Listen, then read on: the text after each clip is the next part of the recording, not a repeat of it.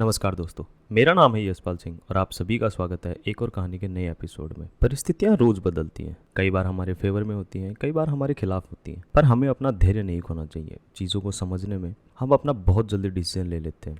अपनों के साथ हमारे रिश्ते हुए, दोस्तों के साथ हमारे रिश्ते हुए, परिवार के साथ रिश्ते, ऑफिस में हुई बॉस के साथ खटपट, हम चीज़ों को समझने में बहुत देर कर देते हैं।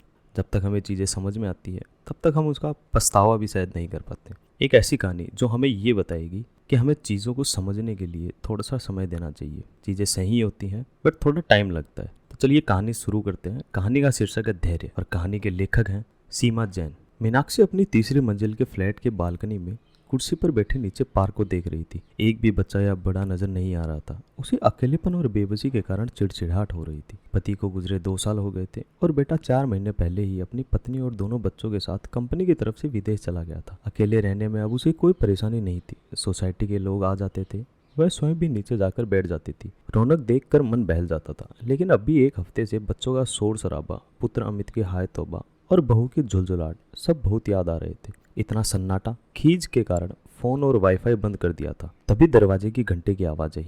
कौन होगा? कोरोना की वजह से सब कैद हो गए थे अपने अपने घरों में। बस सुबह चौकीदार एक पैकेट दूध और कुछ सब्जियां दरवाजे पर रख जाता था। उसकी शक्ल देखे भी 3-4 दिन हो गए थे। दरवाजे से बहुत दूर सामने वाले फ्लैट की प्रीति खड़ी थी, मुंह पर मास्क और ग्लव्स पहने किसी दूसरे ग्रह की लग रही थी। मीनाक्षी ने बेरुखी से पूछा, क्या है? वह प्यार से बोली, क्या हुआ आंटी जी, आपने फोन और कंप्यूटर बंद क्यों रखा है? अमित का फोन मेरे पास आया था, चिंता के कारण बहुत परेशान है। मीनाक्षी मुंह बनाते हुए बोली, अच्छा फिक्र हो रही होगी, बुढ़िया मर तो नहीं गई। नहीं करनी मुझे किसी से बात। तू भी कितनी बुरी है, न खुद आती है न बच्चों को बेचती है। पहले तो कैसे प्यार जताती थी, सब स्वार्थी हैं। मुझसे तुम लोगों को क्या खतरा? प्रीति समझाने वाले लहजे में बोली, आंटी जी हमें आपसे खतरा नहीं है, आपको हमसे खतरा है। मेरे पति को ड्यूटी के कारण बाहर जाना पड़ता है। मैं उन्हें बिल्कुल अलग कमरे में रखती हूँ, लेकिन फिर भी सावधानी तो रखनी पड़ती है। अब गुस्सा थूक दो, अमित से बात कर लो, वह बहुत परेशान हो रहा है। मीनाक्षी ने कमरे में आकर कंप्यूटर चालू किया तो अमित और तीनों के चकित चेहरे नजर आए। अमित गुस्से से बोला, सब कुछ ऑफ करके क्यों बैठी हो? आपको पता है कितनी चिंता हो रही थी हम सबको।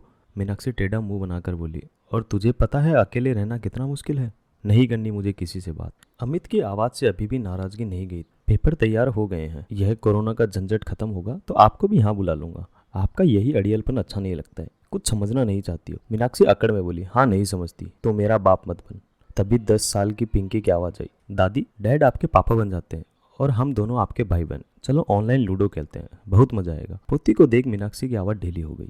कैसी है? बहुत मिस कर रही हूँ, आज मेरा बर्थडे है और कोई नहीं है मेरे पास। सनी बोला, हम है ना दादी, आपके लिए केक बनाकर बैठे हैं सुबह से और आप मुंह फुलाकर बैठी हो। अब फूंक मारो, हम केक काटते हैं। कुछ देर बात करने के बाद अमित बोला, माँ धैर्य रखो, खुद ही तो कहती हो उम्मीद पर दुनिया टिकी है। अच्छा मेरा कैक्टस का पौधा कहाँ है? दिखाना कैसा है?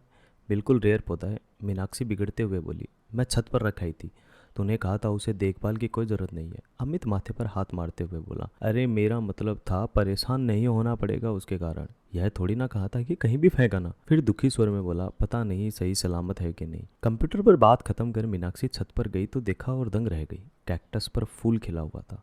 सोचने लगी, सृष्टि में सब अपनी प्रकृति के अनुसार व्यवहार करते रहते हैं, चाहे जैसी भी स्थिति में हो। फिर वह क्यों धैर्य नहीं रख पा रही थी? कैक्टस के पौधे को लेकर उसे अपनी खिड़की पर रख दिया। उसके लिए उम्मीद की किरण बन गया वह नन्हा सा पौधा।